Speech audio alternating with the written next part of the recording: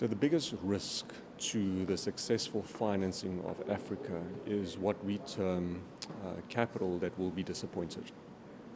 Because in the last year, in the year 2014, there was $4 billion worth of financing raised for Africa. $4 billion. That is the largest amount per jurisdiction that was raised for the year in the entire globe. Now, that money was raised, and now that money needs to be deployed.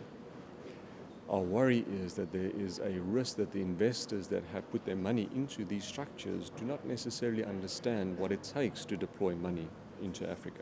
If you take infrastructure, for example, offshore investors like European investments and investors out of the US, they understand infrastructure financing to be of a concessionary nature, so concession financing.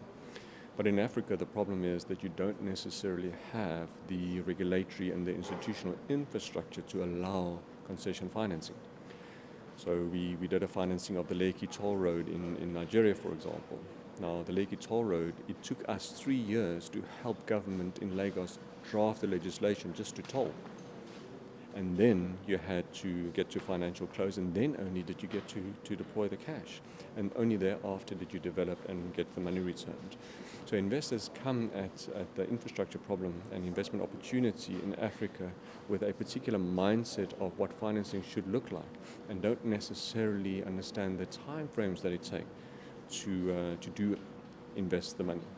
And the opportunity is still there, but they might be disappointed with the time frames. And I'm just worried personally that we're going to get, maybe having raised $4 billion of financing for Africa, we're going to get to a point where people are dissatisfied with the returns that they get, purely because they didn't understand what they were getting into in the first place.